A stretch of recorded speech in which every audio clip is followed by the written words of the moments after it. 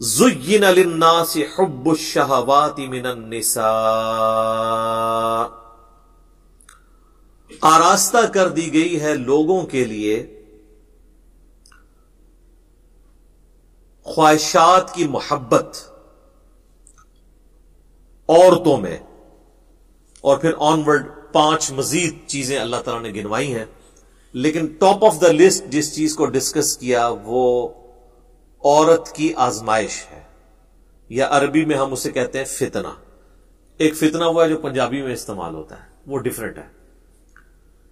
यह है टेस्ट, आजमाइश, जिसके जरिए अल्लाह ताला आजमाता है। तो आप देख लें कि ये जो 6 चीजें अल्लाह ताला ने इस आयत मुबारका सूरह आल इमरान की आयत नंबर 14 में गिनवाई है, उसमें पहले नंबर पे औरत के फितने का, उसकी आजमाइश का जिक्र किया है। फिर उसके बाद बेटे, उसके बाद फिर सोना और चांदी के जो जोड़े हुए खजाने, यानी करेंसी आज की मॉडर्न फॉर्म, उसके बाद निशान लगे हुए घोड़े, आज की मॉडर्न फॉर्म महंगी महंगी गाड़ियां, उसके बाद फिर चौपाए और खेती, आजकल के आप प्लाट समझ लें, चाहे वो जरिए राजी हो या दूसरी हो। और माल मवेशी तो हम वैसे ही एक टर्म के तौर पे इस्तेमाल भी होता है। आज भी आप अगर चले जाएं जनूबी पंजाब की तरफ तो वो मवेशी को माल ही कह रहे होते हैं, वो भी एक जरिया है। तो ये 6 चीजें गिनवाई हैं, उनमें टॉप ऑफ द लिस्ट अल्लाह ताला ने औरत का जिक्र किया है। इसमें कोई शक नहीं है कि औरत की जो आजमाइश है ये इस दुनिया की बड़ी आजमाइशों में से एक आजमाइश है। सही मुस्लिम में हदीस है कि अल्लाह के महबूब सल्लल्लाहु अलैहि वालैहि वसल्लम ने फरमाया कि अल्लाह ताला ने जन्नत को नागवार चीजों से ढांप रखा है। यानी हर वो चीज जो दुनिया में मुश्किल है ना, वो जन्नत की तरफ ले जाने वाली चीज है, जो इंसान की तबीयत के ऊपर नागवार है। जाहिर है, नमाजों की मुशक्कत, रोजों की मुशक्कत, हलाल और हराम में फर्क करने की मुशक्कत, आंखों की हिफाजत की मुशक्कत, पेट की हिफाजत की मुशक्कत, हाथों की हिफाजत की मुशक्कत, जुबान की हिफाजत की मुशक्कत, ये तमाम नागवार चीजें हैं। यानी हर वो चीज जो दुनिया में करने से अल्लाह ताला ने मना फरमाया है, उसकी अट्रैक्शन चूंकि दिल के अंदर डाल दी है, लिहाजा उस चीज से रुकना ये नागवार चीज है। तो मुस्लिम शरीफ की हदीस के अल्फाज हैं कि अल्लाह ताला ने जन्नत को नागवार चीजों से ढांप रखा है और जहन्नम को खुशनुमा चीजों से ढांप रखा है। यानी जहन्नम के ऊपर, जिसको हम कहते हैं ना कि अड़ंगा लगाया हुआ है कि कोई भी पास से भी गुजरेगा उसकी तरफ अट्रैक्ट हो जाएगा। दुनिया में हर वो चीज जो खुशनुमा दिखती है, जिसकी तरफ दिल अट्रैक्ट होता है और उसको करना भी आसान हो जाता है। ज़ाहिर बुराई को करना दुनिया में आसान है एज कंपेयर टू नेकी करने के। तो वो तमाम की तमाम खुशनुमा चीजें बज़ाहिर खुशनुमा है, लेकिन वो जहन्नम की तरफ ले जाने वाली। इसी की एक्सप्लेनेशन उस हदीस में है जो सुनन अबी दाऊद, जामिया तिरमिज़ी, सुनन निसाई, इब्न माजा में मौजूद है कि जब अल्लाह ताला ने जन्नत को पैदा फरमाया तो हजरत जिब्राइल अलैहिस्सलाम से कहा कि जाएं और जन्नत देख कर आएं। तो जब वापस आए तो अल्लाह ने पूछा कैसा पाया, तो उन्होंने कहा या अल्लाह, कमाल जगह तूने बनाई है, मुझे ही नहीं लगता कि कोई शख्स तन मन धन ना लगा दे इस जन्नत में पहुंचने के लिए। ये तो सारी जन्नत में पहुंच जाएंगे, जगह ही ऐसी है। अल्लाह ताला ने फिर जन्नत को नागवार चीजों से ढांप दिया और फिर कहा कि अब जाके जन्नत को देखो। जन्नत को जब जिब्राइल इस्लाम ने देखा तो उन्होंने लगा, कहा या अल्लाह, मुझे नहीं लगता कि अब कोई शख्स जन्नत में जाने में कामयाब होगा, क्योंकि तूने उसमें हर्डल्स ही इतनी डाल दी हैं कि जन्नत तक पहुंचने के लिए वो तमाम ऑब्स्टिकल्स उबूर करनी पड़ेगी। फिर अल्लाह ने कहा जाके जरा जहन्नम को विजिट करो।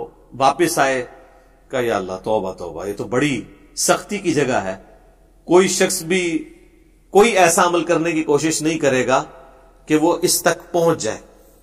फिर अल्लाह ताला ने जहन्नम को खुशनुमा चीजों से ढांप दिया اور پھر فرمایا کہ جاؤ اب جا کے جہنم وزٹ کرو.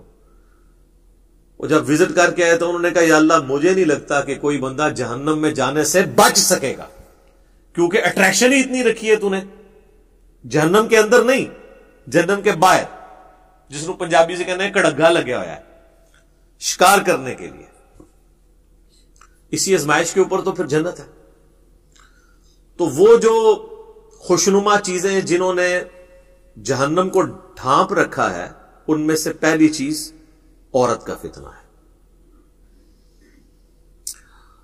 صحیح مسلم میں حدیث ہے، نبی صلی اللہ علیہ وآلہ وسلم نے فرمایا کہ دنیا متاع ہے، برتنے کی جگہ ہے، اور سب سے بہترین متاع نیک بیوی ہے. دوسری طرف یہ بھی اسپیکٹ ہے کہ نیک بیوی جنت تک پہنچنے کا ذریعہ بن سکتی ہے. عورت آزمائش ضرور ہے، لیکن اگر نیک عورت ہوگی، نیک بیوی ہوگی، تو دنیا میں اس سے بہترین برتنے کی کوئی چیز نہیں ہے. دنیا میں بھی نفع اور آخرت میں جانے کا، جنت میں جانے کا سبب بھی. ایک اور حدیث ہے بخاری اور مسلم دونوں میں، نبی صلی اللہ علیہ وآلہ وسلم نے فرمایا میں اپنے بعد تمہارے لیے عورت سے بڑا کوئی فتنہ شمار نہیں کرتا. یہ آپ الاسلام نے اپنے وفات کے دنوں میں وصیتیں کرتے ہوئے فرمایا کہ میرے بعد سب سے بڑی آزمائش جو تم پہ ہے وہ عورت کے فتنے کی شکل میں آئے گی. اب عورت کا فتنہ ایک تو سیکس کے پوائنٹ آف ویو سے بھی ہو سکتا ہے، اور ایک اس پوائنٹ آف ویو سے کہ کوئی شخص اپنی بیوی کی محبت کے اندر جو جائز ہے ایکسٹریم رویے اڈاپٹ کرے کہ اللہ کی حدوں کو توڑ دے، یا بیویوں کے ساتھ حسن سلوک نہ کرے اور ان کے جو جائز حقوق ہیں ان کو نہ دے، اور اس کے سبب اللہ تعالیٰ کے وہ عذاب کا مستحق ہو جائے. دونوں صورتوں میں عورت آزمائش ہے. ایک اور حدیث ہے بخاری اور مسلم میں، تیسری حدیث. یہ آلموسٹ 12 احادیث ہیں جو میں اس میں کور کروں گا. تیسری حدیث بخاری اور مسلم دونوں میں موجود ہے. دو تو میں چونکہ تمہیدن بیان کر چکا ہوں، یہ 10 احادیث ہیں کانسیکٹیو، کہ نبی صلی اللہ علیہ وآلہ وسلم نے فرمایا کہ عورتوں کے پاس جانے سے بچو، یعنی ان عورتوں سے مراد غیر محرم عورتیں. تو صحابہ نے پوچھا کہ دیور کے بارے میں آپ کا کیا پوائنٹ آف ویو ہے؟ تو آپ نے فرمایا دیور تو موت ہے، یعنی سب سے زیادہ پردے کا اہتمام دیور سے کرنے کی ضرورت ہے. ظاہر ہے ایک گھر کے اندر تو فزیکل پردہ مشکل ہے، بہتر تو یہ کہ الگ گھر ہو، تو وہاں پھر نگاہوں کا پردہ ہوگا، نگاہ جھکا کر بات کرنا، جسے غض بصر کہا جاتا ہے عربی میں. سورۃ النور کے اندر اس کی تلقین ہے. اس کانٹیکسٹ میں نے دو ڈیٹیل لیکچر دیے ہیں. مسئلہ نمبر 161A غض بصر سے متعلق 17 صحیح الاسناد حدیث، اور اسی کا پارٹ B تھا 161B مسئلہ عورتوں کے حجاب اور پردے سے متعلق. چوتھی حدیث جامعہ ترمذی میں ہے کہ نبی صلی اللہ علیہ وآلہ وسلم نے فرمایا کہ جب کوئی دو مرد و عورت کسی جگہ الگ ہوتے ہیں، اب ظاہر اس سے مراد میاں بیوی نہیں، جو نامحرم رشتہ ہے، تو تیسرا ان میں شیطان ہوتا ہے. تو یہ جو لوگ کہتے ہیں نا جی ہماری محبت بڑی پاکیزہ محبت ہے، اور ہر بندے نے پاکیزگی کی لمٹس بھی اپنی رکھی ہوئی ہیں. کوئی شخص صرف فون پہ بات کرنے کو پاکیزہ محبت سمجھتا ہے، کوئی ہاتھ لگانے کو پاکیزہ محبت سمجھتا ہے، کوئی ایک سٹیپ اس سے آگے جانے کو پاکیزہ محبت سمجھتا ہے، اور اس سے آگے جانے کو وہ گناہ شمار کرتا ہے. حالانکہ اسلام میں نامحرم مرد و عورت کا کوئی اس اعتبار سے رشتہ نہیں ہے. حتیٰ کہ یہ جو منگیتر والا کانسیپٹ ہے نا، یہ بھی غلط ہے. منگیتر بھی آپس میں نامحرم ہے جب تک کہ نکاح نہ ہو جائے. آفیشل بانڈنگ جو شریعت میں ہے وہ نکاح کا بانڈ ہے. تو بہتر یہ کہ یہ منگنی کرنے کی بجائے نا نکاح ڈائریکٹ کرنا چاہیے. اس کے بعد اگر مرد و عورت آپس میں فون کے اوپر رابطہ رکھنا چاہتے ہیں تو وہ ضرور رکھیں، لیکن فون تک ہی، اس سے آگے نہیں. کیونکہ نکاح کے بعد جب تک رخصتی نہ ہو تو مرد و عورت آپس میں کوئی بھی کسی قسم کا تعلق قائم نہیں کر سکتے، ورنہ تو یہ معاشرے کی جڑیں ہی پھر کٹ جائیں گی. اور اس قسم کے کیسز پھر سامنے آتے ہیں، اور وہ آپ جوڈیشری میں بھی پروف نہیں کر سکتے، اور پھر معاملات کہاں سے کہاں بگڑ جاتے ہیں. لہذا یہ کہنا کہ جی نکاح ہو گیا تو اب ہر طرح کا تعلق جائز ہو گیا، نہیں، جب تک رخصتی نہ ہو نکاح کے بعد والے تعلقات اس کے لیے جائز نہیں ہوں گے۔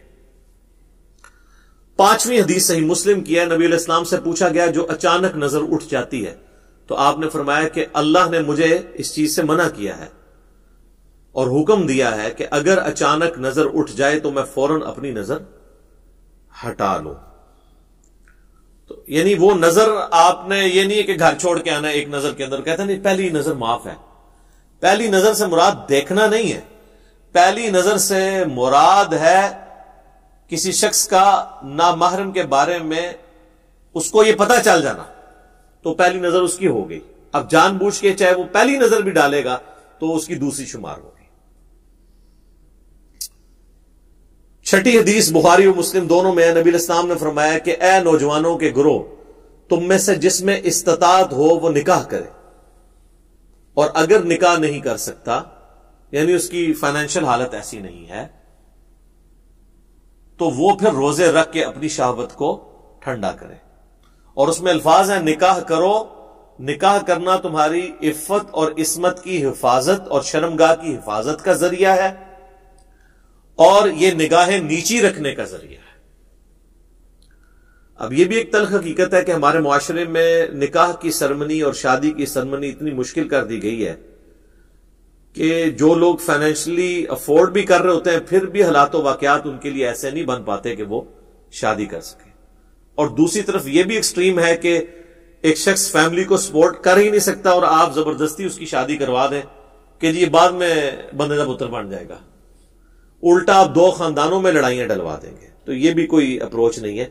اور اس حدیث میں جو استطاعت ہے اس سے مراد اس کی سیکچول استطاعت نہیں ہے بلکہ فائنینشیل استطاعت کا ذکر ہے کہ فائنینشلی اگر وہ استطاعت رکھتا ہے تو وہ نکاح کرے گا، ورنہ یہ تو نہ ہوتا کہ جس کی استطاعت نہیں ہے تو وہ روزے رکھے۔ اگر اس سے مراد وہ سیکچول چیز ہوتی پھر تو روزے بھی رکھنے کی ضرورت نہیں تھی اس کو، تو اس سے مراد وہی چیز ہے۔ اس میں اکثر وہ مشہور کیا جی ایک غریب آدمی ہے، حضور نے کہا شادی کر لو، اور غریب ہو گیا، کہا دوسری کر لو، اور غریب ہو گیا، تیسری کر لو، چوتھی کر لو، پھر وہ امیر ہو گیا۔ سر اس طرح نہیں کوئی امیر ہوتا، بیڑا گرک کیتا ہے۔ یہ بالکل جھوٹی روایتیں ہیں، یہ میرا خیال ہے کماروں نے گھڑی ہوئی ہیں۔ ان روایتوں سے پھر بھی شادی نہیں ہونے کی جن کی نہیں ہونی۔ اچھا، 7ویں حدیث ہے صحیح بخاری میں، آپ صلی اللہ علیہ وآلہ وسلم نے فرمایا جو شخص مجھے اپنی زبان اور شرمگاہ کی حفاظت کی ذمہ داری دے دے میں اسے جنت کی گارنٹی دیتا ہوں۔ اب یہ 2 چیزیں جو ہے نا یہ بہت کریٹیکل ہیں، زبان اور شرمگاہ کا معاملہ۔ 8ویں حدیث صحیح مسلم میں ہے، نبی صلی اللہ علیہ وآلہ وسلم نے فرمایا یہ دنیا بڑی میٹھی ہے، سرسبز و شاداب ہے، اور اللہ نے دنیا میں تمہیں اپنا خلیفہ بنایا ہے، اب وہ یہ دیکھے گا کہ تم کیسے اعمال کرتے ہو۔ اور پھر آپ علیہ السلام نے فرمایا کہ تم دنیا اور عورت کے فتنے سے بچنا۔ 2 چیزیں فرمائی، دنیا کی محبت، اس کی دولت کی محبت، اور عورت کی۔ یہ کیسی کنکلوڈنگ گفتگو ہے کہ اللہ نے تمہاری آزمائش ان 2 چیزوں میں رکھ دی ہے، عورت اور مال۔ باقی آپ جتنے بھی دیکھیں گے وہ اسی کی کرالریز ہوں گی۔ اچھی گاڑی مال کی کرالری ہے، زیادہ پلاٹس مال کی کرالری ہے۔ تو دنیا کی محبت، اس کے مال کی محبت اور عورت سے بچنا۔ اللہم انی اعوذ بک من فتنۃ النساء، اللہم انی اعوذ بک من فتنۃ الدنیا وعذاب الآخرہ، آمین ثم آمین۔ 9ویں حدیث جامعہ ترمذی میں ہے، نبی علیہ السلام نے فرمایا تم نے کوئی بھی 2 محبت کرنے والے میاں بیوی سے بڑھ کر نہیں دیکھے ہوں گے۔ یعنی یہ حقیقت بات ہے، دنیا میں جو اللہ نے محبت میاں بیوی کے درمیان رکھی ہے نا، اس طرح کی ایکسٹریم محبت اور کلوزنس کسی بھی اور رشتے کے اندر نہیں ہے۔ اسلام میں خاندان کی اکائی ہی میاں بیوی ہے۔ ویسے انڈیا پاکستان میں تو ماں باپ کو ذرا اوپر کا درجہ دیا جاتا ہے، وہ جس لیول پہ درجہ ہے وہ اپنی جگہ ہے، لیکن جو بیسک یونٹ ہے نا خاندان کا، وہ میاں بیوی کا رشتہ ہے. اسی لیے تو مسلم شریف میں آتا ہے نا کہ شیطان کا تخت پانیوں پہ لگا ہوا ہے. جو آج کل کے ماڈرن سکالرز کا موقف ہے، ہو سکتا ہے یہ برمودا ٹرائنگل پہ ہی شیطان کا تخت لگا ہو، اور وہ شام کے وقت اپنے سارے چیلوں سے رپورٹ لیتا ہے. تو ہر اس کا چیلا آ کے مختلف قسم کے گناہ گنواتا ہے کہ آج میں نے فلاں سے فلاں کروائی، فلاں سے فلاں گناہ کروایا. ایک چیلا آ کے کہتا ہے آج میں نے میاں بیوی کے درمیان علیحدگی کروا دی ہے. تو شیطان کسی سے خوش نہیں ہوتا، اس سے خوش ہوتا ہے اور اسے گلے لگا کے ملتا ہے کہ اصل کام تو نے کیا ہے. کیونکہ میاں بیوی کے درمیان جدائی ہو گئی تو اولاد تو ویسے ہی گئی، معاشرے کے لیے ناسور بن گئی اولاد بھی، اور بعض اوقات ایسی عورتیں یا ایسے مرد بھی ناسور معاشرے کے لیے بن جاتے ہیں اگر دوبارہ ان کا پیچ اپ نہ کہیں پہ ہو سکے.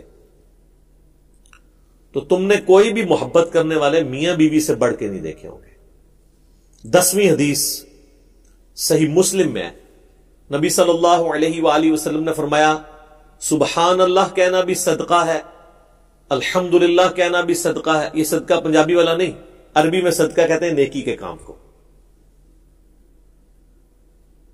اللہ اکبر کہنا بھی صدقہ ہے، لا الہ الا اللہ کہنا بھی صدقہ ہے، اور راستے سے تکلیف دہ چیز کو دور کر دینا بھی صدقہ ہے.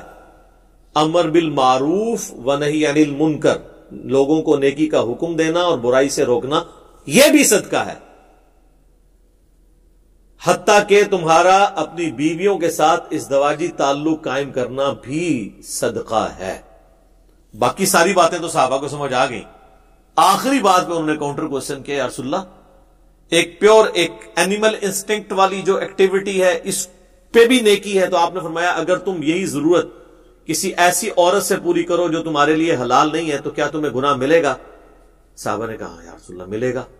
تو فرمایا کہ پھر تمہیں اپنی بیویوں کے ساتھ ازدواجی تعلق قائم کرنے پر ثواب بھی ملے گا. یہ ہے نیکی کا کانسیپٹ اسلام کے اندر. تو یہ میں نے 12 احادیث کور کی ہیں آلموسٹ. اس میں نے کراس ریفرنس میں مزید بھی کر دی، 2 تمہیدن اور 10 جو ہے وہ عورتوں کے فتنے کے پوائنٹ آف ویو سے. ابھی بھی کئی باتیں جو بیان ہو سکتی ہیں لیکن یہ قرآن کلاس اس کی متحمل نہیں کہ میں اسے ڈیٹیل سے بیان کروں. مسئلہ نمبر 161A، نگاہوں کی حفاظت سے متعلق 17 صحیح الاسناد احادیث اور قرآن حکیم کی آیات سورۃ النور کی، اور اسی کا پارٹ بی تھا 161B مسئلہ، وہ عورتوں کے حجاب سے متعلق. اور ایک اور میرا لیکچر ہے مسئلہ نمبر 51، رزق حرام کی مذمت، دنیا پرستی کا انجام اور اس کا علاج. اس میں نے 11 آیات قرآن حکیم سے کراس ریفرنس کے طور پر دنیا کی مال کی محبت کے حوالے سے ڈسکس کی ہیں، اور 17 صحیح الاسناد احادیث بھی اس میں ڈسکس کی ہیں. آج اس ڈیٹیل میں جانے کی ضرورت نہیں ہے. بہرحال چونکہ یہ ایک کریٹیکل ٹاپک تھا اور پوری دنیا میں مانا جاتا ہے. فرائیڈ بھی یہی کہتا ہے کہ دنیا میں سب سے امپورٹنٹ جذبہ جو ہے وہ سیکس کا ہے، باقی ساری چیزیں بعد میں آتی ہیں. اور دیکھیں کسی حد تک قرآن نے اس کی بات سپورٹ کی ہے، یا آپ کہہ لیں کہ اس نے قرآن کی بات کو سپورٹ کیا ہے، ظاہر ہے وہ تو بعد میں آیا ہے.